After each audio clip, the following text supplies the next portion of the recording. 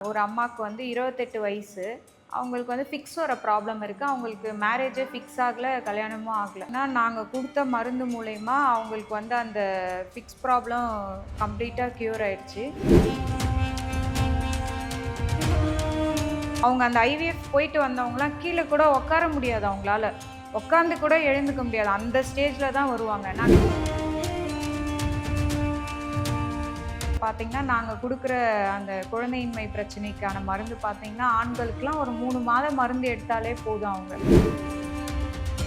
இந்த காய சுத்தி மாத்திரை குடுத்த அப்புறமா, அவங்க அப்படியே அந்த கழிவு நீக்கம் பண்ண அப்புறம் உடம்பே யங்கா ஃபீல் பண்ணுவாங்க அப்படியே. இல்ல வந்து கேட்குறவங்களே அப்படிதான் கேட்குறாங்க. எங்களுக்கு நல்ல ஒரு இன்டெலிஜென்ட்டான குழந்தை வேணுன்னுவாங்க. நாங்க அதுக்கேத்த மாரி வந்து எங்ககிட்ட இருக்கு கல்ப மூலிகை எல்லாம். அத வந்து நாங்க சஜெஸ்ட் பண்ணுவோம்.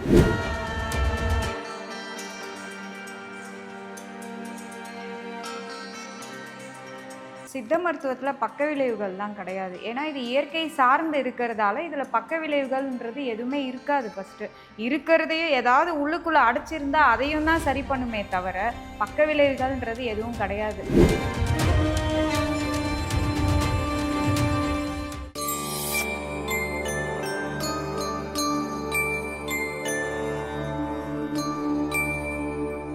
டெம்பிள் எக்ஸ்பிரஸ் நேயர்களுக்கு வணக்கம். சித்த மருத்துவம் சம்பந்தமான நிறைய தகவல்களை நம்மளுடைய சேனல்ல பார்த்து நிறைய பேர் பயனடைஞ்சுக்கிட்டு இருக்கோம். அந்த வகையில மேலும் பல தகவல்கள் இது சம்பந்தமா கிடைச்சா நல்லா இருக்கும்ல. அதுக்காகவே இன்னைக்கு நம்ம கூட பாரம்பரிய சித்த மருத்துவர் சந்தியா பாலகிருஷ்ணன் அவர்கள் நம்ம கூட இருக்காங்க. இன்னைக்கு காலகட்டத்தில் நிறைய பேருக்கு வந்துட்டு குழந்தையின்மை பிரச்சனையால நிறைய தவிப்புகளோடவே இருக்கும் அப்படிங்கிற மாதிரி இருந்தாங்க.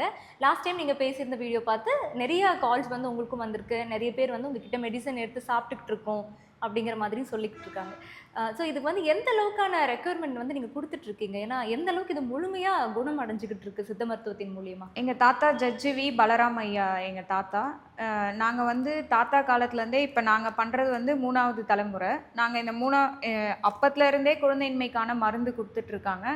உதாரணமா வந்து ஒருத்தருக்கு வந்து பார்த்தீங்கன்னா, ஒரு அம்மாவுக்கு வந்து 28 வயசு.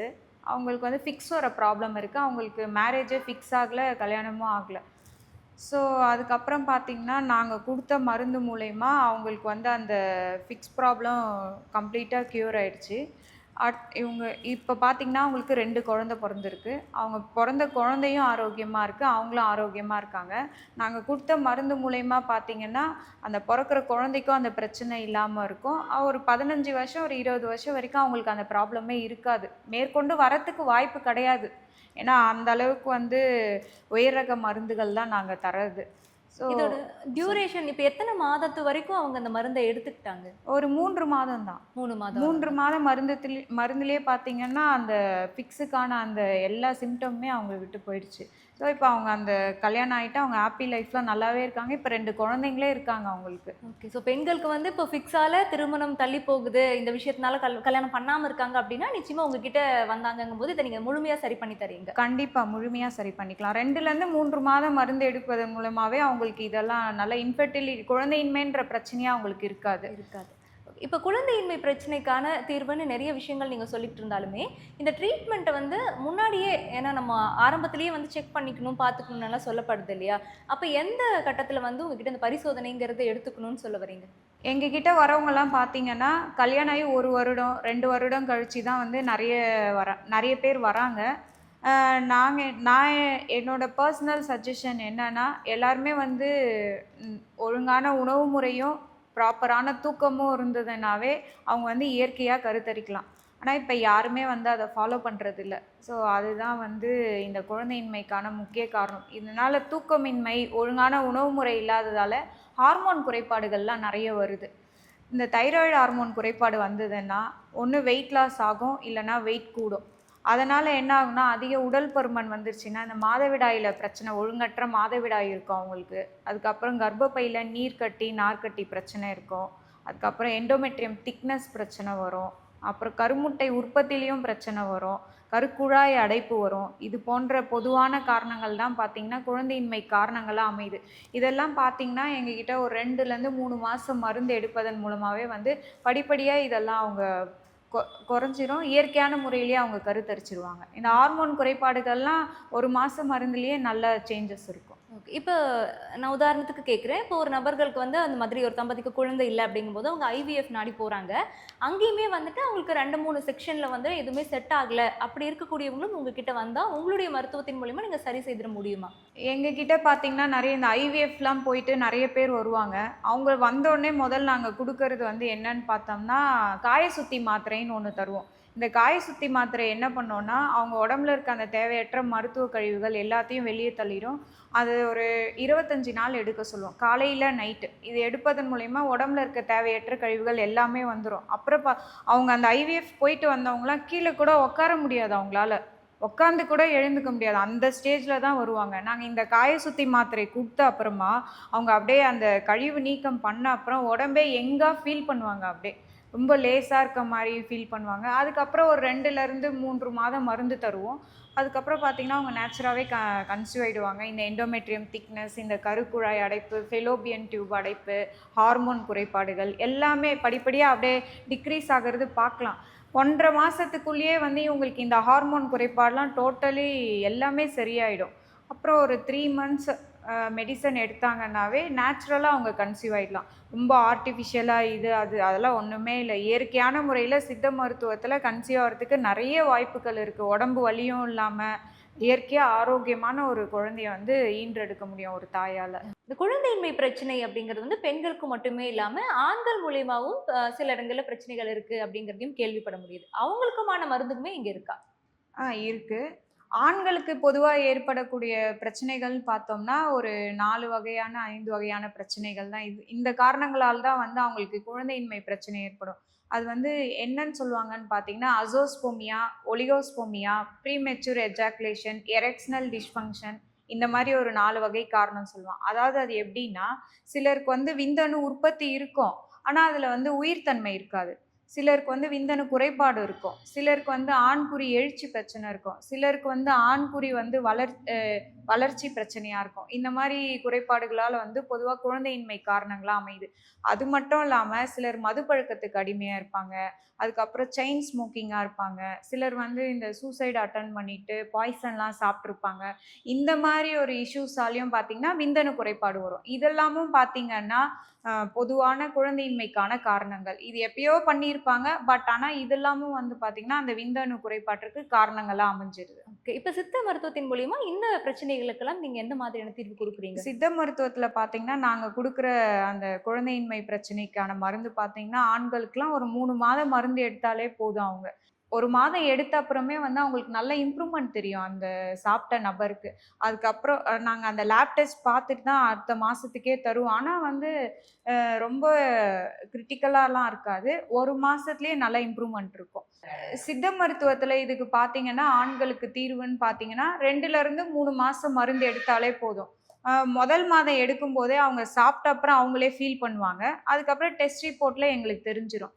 ஸோ மந்த் ஆன் மந்த் அவங்க இம்ப்ரூவ்மெண்ட் இருக்கும். அவங்களுக்கு வந்து ஒரு 3லிருந்து 4 மாதங்கள் மருந்து எடுக்கிறதே போதும். அது மட்டும் இல்லாம, இப்போ ஒரு ஆணா இருந்தாலும், பெண்ணா இருந்தாலும் சரி, அந்த விந்தணுவுல குரோமோசோம்ல இருக்க குறைபாட்டையும் சரி பண்ற அளவுக்கு சித்த மருத்துவத்தில தான் மருந்துகள் இருக்கு. அந்த அதாவது அந்த குரோமோசோம்ல உள்ள குறைபாட்டையும் சரி பண்ணி, ஒரு ஆரோக்கியமான குழந்தைய வந்து சித்த மருத்துவத்தால வந்து எங்களால வந்து தர முடியும். அது மட்டும் இல்லாம, விந்தணுல இருக்க குரோமோசோம்ல இருக்க குறைபாடையும் வந்து சரி பண்ற அளவுக்கு சித்த மருத்துவத்தில தான் மருந்து இருக்கு. அது மட்டும் இல்லாம பெண்களுக்கு குரோமோசோம்ல ஏதாவது குறைபாடு இருந்தாலும், அதையும் சரி பண்ற அளவுக்கு சித்த மருத்துவத்தால மட்டும் தான் முடியும். அதாவது குரோமோசோம்ல குறைபாடு இருந்தா ஆட்டிசம் இருக்க குழந்தைங்க பொறக்கும்னுவாங்க. ஸோ இந்த குரோமோசோம்ல இருக்க குறைபாட்டையே சரி பண்ணி, ஒரு ஆட்டிசமே இல்லாத ஒரு நல்ல ஆரோக்கியமான குழந்தைய வந்து நம்ம வந்து இந்த உலகத்துக்கு கொண்டு வர முடியும். அது சித்த மருத்துவத்தால மட்டும் தான் முடியும். ஆட்டிசம் மட்டும் இல்ல, ராஜ உறுப்புகள்லயும் பார்த்தீங்கன்னா, எந்த ஒரு குறைபாடும் இல்லாம சில குழந்தைகள்லாம் பார்த்தோம்னா, இதயத்துல ஹோல் இருக்குன்னுவாங்க. சின்ன பொறக்கும்போதே கால் ஊனமா இருக்குன்னுவாங்க. போலியோ அட்டாக் அந்த மாரிலாம் சிலர் சொல்லுவாங்க. ஸோ அந்த மாரி எந்த ஒரு குறைபாடுமே இல்லாத ஒரு ஆரோக்கியமான குழந்தைய வந்து சித்த மருத்துவத்துல வந்து நல்லா அழகா பண்ண முடியும். சரி பண்ண முடியும். சித்த மருத்துவத்தால மட்டும் தான் இத சரி பண்ண முடியும். ஓகே. ஸோ இந்த கால அவகாசம்ங்கிறது நீங்க 3 மாசம் மருந்து குடுப்பேன்னு சொல்லியிருக்கீங்க. 3 மாசம் மருந்து எடுத்ததுமே அவங்களுக்கு வந்து குழந்தை இன்மை அப்படிங்கிறது வந்து சரியாகி உடனடியா வந்து கருத்தரிச்சிருவாங்களா? அ ஆம். அதாவது அவங்க உடம்ப பொறுத்து. ஆனா 3 மாதம் மருந்துத்திலேயே வந்து பார்த்தீங்கன்னா, அவங்களோட உடல் ஆரோக்கியம் மேம்படும். 3லேருந்து ஒரு 4 மாதங்களுக்குள்ள 1 மாதம் கூட கூட எக்ஸ்ட்ரா ஆகலாம். அவங்க அந்த சாப்பிட்ட ஒரு 1 மாசம் ஒரு 15 நாள்லயே வந்து அவங்க நல்லா ஃபீல் பண்ணுவாங்க. அவங்க ஹெல்த் வந்து ஏன்னா நாங்க காய் சுத்தி மாத்திரையெல்லாம் குடுத்துட்டு தான் வந்து அவங்களுக்கு மருந்தே தருவோம். ஸோ அதில அந்த அந்த மருந்து குடுத்து அவங்களுக்கு வந்து நாங்க குழந்தையின்மைக்கு மருந்து குடுக்கறதால நல்லா பார்க்கலாம் அவங்களே. ஒரு 15 நாள்ல இம்ப்ரூவ்மென்ட் தெரியும். அடுத்து 1 மாசம் நாங்க அவங்கள டெஸ்ட் எடுக்க சொல்லுவோம். அவங்க சாப்பிடுறவங்களும் ஃபீல் பண்ணுவாங்க. டெஸ்ட்லயும் எங்களுக்கு தெரிஞ்சிரும். ஓகே. ஸோ இதன் மூலியமா சரி செஞ்சுக்கிட்டு இதன் இருக்கீங்க. மூலியமா வந்து சித்த மருத்துவத்துல இயற்கையான முறையிலே 3லேருந்து ஒரு 4 மாதத்துக்குள்ள சரி பண்ணிக்கலாம். சித்த மருத்துவத்தின் மூலியமா நிச்சயமா வந்து இந்த குழந்தையின்மை பிரச்சனைக்கு தீர்வு இருக்கு அப்படின்னு சொல்லியிருக்கீங்க. ஆனாலும் சித்த மருத்துவத்தை எதுக்காக நம்ம நாடணும் அப்படின்னு ஒண்ணு இருக்கு இல்லையா? இப்ப அலோபதியிலயுமே இருக்கு அப்படிங்கிறப்போ, நம்ம ஏன் இத குறிப்பிட்டு நம்ம சித்த மருத்துவத்தை எடுத்துக்கிட்டா சரியாகும்னு சொல்றோம்? இதுக்கு அகத்தியர் வந்து அழகா ஒண்ணு சொல்வாரு. "பருவம் கடந்த பேரிளம் பெண்ணும் குமரி ஆவாள்." அதாவது ஒரு 35 வயது கடந்த ஒரு பெண்ணால கூட 25 வயது உள்ள ஒரு பெண்ண போல வந்து ஒரு அழகான குழந்தைய வந்து ஈன்றெடுக்க முடியும். அதாவது 25 வயதுல இருக்க அந்த ஒரு நபருக்கு அந்த இளமை எப்படி இருக்குமோ, அந்த மாரி ரீஜென்யூன் பண்ண முடியுன்ற அளவுக்கு அதி அற்புதமான உயர் வகை மருந்துகள்லாம் சித்த மருத்துவத்துல மட்டும் தான் இருக்கு. வேற எதுலயுமே இல்ல அந்த மாரி மெடிசின்ஸ். ஓகே. அந்த காலத்துல நம்ம கேள்விப்பட்டிருப்போம். 10 பேர், 12 பேரா இருந்தாலுமே கூட எல்லாமே நார்மல் டெலிவரி தான் அப்படிங்கிற மாதிரி விஷயங்கள் கேள்விப்பட்டிருக்கோம். இன்னைக்கு அது கேள்விப்பட்ட ஒரு விஷயமா மட்டுமே இருக்கிறதா, அந்த மாரி மாறிட்டு இருக்கோ அப்படிங்கிற மாரி தோணுது. ஏன்னா நெறைய இடங்கள்ல வந்து எல்லாம் சிசேரியன் அப்படிங்கிற மாதிரி சொல்றாங்க. அப்படி நார்மல் டெலிவரி ஆகறதுக்குமான வாய்ப்புகளும் சித்த மருத்துவம் எடுத்துக்கிறவங்களுக்கு இருக்கா? சுகப்பிரசவம் ஆகணும்னா, நாங்க சுகப்பிரசவ லேகியம்னு ஒண்ணு தருவோம். அது கருவுற்று இருக்க பெண்களுக்கு வந்து 6வது மாதத்துல இருந்து நாங்க அத தருவோம். அத எடுப்பதன் மூலமா அவங்களுக்கு இயற்கையான முறையிலேயே வந்து குழந்தை பொறக்குறோம். ஓகே. ஏதாவது ஒரு உதாரணம் உங்ககிட்ட இப்போ நெறைய பேர் கால் பண்ணி கேட்டுட்டு இருக்கோம், மெடிசின்ஸ் எடுத்துட்டு இருக்கோம்லாம் சொல்லியிருக்காங்க. எங்களுக்குமே கால்ஸ் வந்திருக்கு.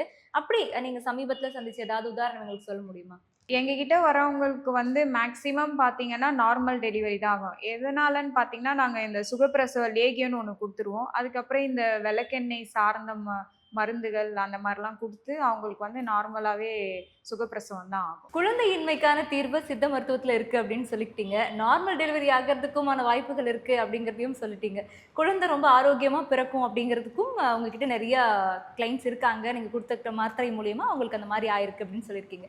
ஆனா இன்னைக்கு இருக்கக்கூடிய இந்த காம்படிஷன் வேர்ல்ட்ல பிறக்கக்கூடிய குழந்தை வந்து சாதுரியமா, சாமர்த்தியமான குழந்தையா இருக்கணும். நல்ல அறிவு வளர்ச்சியோட இருக்கணும் அப்படிங்கிறது எல்லா பெற்றோர்களுடைய பொதுவான ஆசை இல்லையா? இதுக்குமே கூட சித்த மருத்துவத்துல வழிகள் இருக்கா? இருக்கு. நல்ல ஒரு ஆரோக்கியமான, ஒரு நல்ல திறமையான குழந்தையும் தர முடியும். அதாவது ஹை இன்டெலிஜென்ஸ் சொல்லுவாங்க. ஸோ, அதுக்கு நாங்க என்ன பண்ணுவோம்னா, அதாவது பிரம்மி வகை சார்ந்த மூலிகைகள், உயர் ரக காயகல்ப மூலிகை அந்த மாரி குடுத்து வந்து நெறைய வந்து இன்டெலிஜென்ஸா நெறைய குடுத்துருக்கோம் நாங்க. ஒரு 2, 3 பேர் குடுத்துருக்கோம். நல்லா இன்டெலிஜென்ஸா இருப்பாங்க அந்த குழந்தைங்க. ஓகே. அவங்களோட ஆக்டிவிட்டீஸ் எந்த மாதிரி இருக்கும்? ஏன்னா நார்மலாவே இப்ப பிறக்கக்கூடிய குழந்தைங்கலாம் பண்ற விஷயங்கள்லாம் இதெல்லாம் எங்கடா இருந்து கத்துக்கிட்டீங்கங்கிற ரொம்ப மாரி தான் இருக்கு. அட்வான்ஸ்டா இருப்பாங்க. ஆமா. திங்கிங் ரொம்ப நல்லாருக்கும். ஏஐ என்னெல்லாம் பண்ணுமோ, அதெல்லாமே பண்ணும். நாங்க இத அனுபவபூர்வமாவே பார்த்துருக்கோம். ஓ! இந்த மாரிலாம் அந்த அளவுக்கு உயர் ரக மருந்துகள்லாம் சித்த மருத்துவத்துல இருக்கு. ஓகே. ஸோ இப்ப வந்துட்டு நல்ல அறிவாளியான குழந்தை வேணும் அப்படின்னு சொல்லி கேட்டதெல்லாம் போக, இப்ப ஏஐ மாரி குழந்தை வேணும் எல்லாம் லைனா வரப்போறாங்கன்னு நெனைக்கிறேன். அந்த மாதிரி நீங்க சொல்லிட்டு இருக்கீங்க. இது நிஜமாலுமே சாத்தியம் தானா? இப்ப நீங்க அத டெஸ்ட் பண்ணும்பொழுது ஏதாவது ஒரு பதற்றமோ ஏன்னா இப்போ எடுத்ததுமே நம்ம சொல்லிட முடியாதுல்ல. யாருக்காவது குடுத்து அத சோதனை பண்ணி பார்த்துருப்பீங்கல்ல. அதுக்கு அவங்க ஒத்துக்கிட்டாங்களா? எந்த மாதிரியான விளைவுகள் வந்து அதுல இருந்தது? அத இல்ல பத்தி வந்து கேட்கிறவங்களே அப்படிதான் கேட்குறாங்க. எங்களுக்கு நல்ல ஒரு இன்டெலிஜென்ட்டான குழந்தை வேணுன்னுவாங்க. நாங்க அதுக்கேத்த மாரி வந்து எங்ககிட்ட இருக்கு கல்ப மூலிகை எல்லாம். அத வந்து நாங்க சஜெஸ்ட் பண்ணுவோம். நாங்களும் லைவா பார்த்துருக்கோம் அந்த மாரி குடுத்து. நல்லா அவங்க டிஃப்ரெண்ட்டா இருக்கும் அவங்க மைண்ட் செட்டு. ரொம்ப இன்டெலிஜென்ட்டா யோசிப்பாங்க. ஷார்ப்னஸ் இருக்கும். ஜென்ரலாவே எனக்கு இந்த மாதிரி மாத்திரை மருந்துகள்லாம் எடுக்கிறது ஒரு பக்கம் இருந்தாலுமே, இப்போ கர்ப்பிணிகள் நெறைய பேர் வந்து இந்த வீடியோ பார்த்துட்டு இருக்கலாம். உங்க குழந்தை வந்து நிஜமாலுமே நல்ல ஷார்ப்பான குழந்தையா, நல்ல அறிவுத்திறன் அதிகமா இருக்கிற மாதிரியா பிறக்கணும், அழகான குழந்தை நீங்க பெற்றெடுக்கணுங்கும்போது, என்ன மாரி விஷயங்கள ஃபாலோ பண்றாங்க அப்டின்னா, இதெல்லாம் நடக்கும்? அவங்க ஒழுங்கான உணவு முறை, இயற்கை சார்ந்த உணவு முறை, ஒழுங்கான தூக்கம் இதெல்லாம் இருந்தாவே அந்த இது வந்துரும். எக்ஸ்ட்ராவா வேணும்னா இந்த மாரி மருந்துகளும் நாங்க தரோம். அது நாங்கள் கொடுக்குற பொதுவாக நாங்கள் இன்ஃபெர்டிலிட்டிக்குன்னு எங்ககிட்ட வந்தாவே நாங்கள் அவங்க குரோமோசோமில் இருக்க குறைபாட்டையே சரி பண்ணும்போது இதெல்லாம் பண்ண மாட்டோமா? ஓகே. ஸோ இதெல்லாம் பண்ணிடுறதுங்கிறது ஒரு பக்கம் இருந்தாலும், இதில் பக்க விளைவுகள்னு ஏதாவது இருந்துருமா? சைடு எஃபெக்ட்ஸ் ஏன்னா இப்போ எந்த விஷயம் எடுத்துட்டாலுமே நம்மளுடைய ஒரு பாசிட்டிவ் ஒன்று இருக்குன்னா, நிச்சயமாக ஒரு நெகட்டிவ்னு ஒன்று இருக்க தான் செய்யுது. அப்படி இருக்கும்போது இதில் ஏதாவது பக்க விளைவுகள் இருக்கா? சித்த மருத்துவம் வந்து இந்த மாதிரி எடுத்துக்கிறதன் மூலியமா? சித்த மருத்துவத்தில் பக்க விளைவுகள்லாம் கிடையாது. ஏன்னா இது இயற்கை சார்ந்து இருக்கிறதால இதில் பக்க விளைவுகள்ன்றது எதுவுமே இருக்காது. ஃபஸ்ட்டு இருக்கிறதையும் ஏதாவது உள்ளுக்குள்ளே அடைச்சிருந்தா அதையும் தான் சரி பண்ணுமே தவிர பக்க விளைவுகள்ன்றது எதுவும் கிடையாது. இப்போ நாங்கள் கொடுக்குற மருந்தை வந்து அவங்க கரெக்டான முறையில் நாங்கள் சொல்கிற ப்ரொசீஜரில் ஃபாலோ பண்ணாவே எந்த பக்க விளைவும் இருக்காது. அதை விட்டுட்டு இதை கொஞ்ச நாள் எடுக்கிறது, வேறு மருந்துகளில் ஏதாவது கொஞ்ச நாள் எடுக்கிறது, இந்த மாதிரி வந்தாங்கன்னா அதுக்கான ரிசல்ட் கரெக்டாக இருக்காது. நீங்கள் சொல்கிற அந்த பக்க விளைவுகள் கண்டிப்பாக வரும். ஓகே. ஸோ இதை ஃபாலோ பண்ணுறீங்கன்னா ஒரு கோர்ஸ் ஃபாலோ பண்ணுறீங்கன்னா அது கரெக்டாக ஃபினிஷ் பண்ணணும். அதுவும் சித்தாவில் பார்த்தீங்கன்னா உள்ளுக்குள்ளே ஏதாவது இருந்தாலும் அதையும் இது சேர்த்து சரி பண்ணும். ஸோ பக்க விளைவுகள்ன்றது எதுவும் கிடையாது. ஓகே. பக்க விளைவு இல்லாமல் இயற்கை வழியில் மூலிகை அப்படிங்கிறதுனால எந்த பிரச்சனையும் இருக்காது அப்படின்னு சொல்லியிருக்கீங்க. ஸோ இன்னைக்கு காலகட்டத்தில் எல்லாருக்குமே வந்து குழந்தைகள் அப்படின்னா மல்டி டேலண்டடாக இருக்கணும் அப்படிங்கிறது தான் எல்லாருடைய இது ஆசைன்னு சொல்கிறதா, பேராசைன்னு சொல்கிறதா, இல்லை இது நிதர்சனமான ஒரு விஷயமா இருக்குன்னு சொல்கிறதான்னு தெரியல. பட் எல்லாருடைய விஷயமே வந்து அப்படி தான் இருக்குங்கிறதுனால அதுக்கேற்ற மாதிரியான மருந்துகளுமே உங்ககிட்ட கிடைக்குது அப்படின்னு சொல்லியிருக்கீங்க. ஸோ இந்த குழந்தையின்மை பிரச்சனை அதுக்கான தீர்வு மட்டும் இல்லாமல் சுகப்பிரசவம் ஆகிறதுக்கான தீர்வுகளுமே உங்ககிட்ட இருக்குது. சித்த மருத்துவத்தின் மூலிமா எல்லாமே சாத்தியப்படும் அப்படின்னு சொல்லியிருக்கீங்க. நிச்சயமாக இது எல்லாருக்குமே பயனுள்ளதாக அமையும். ரொம்ப நன்றி. நன்றி.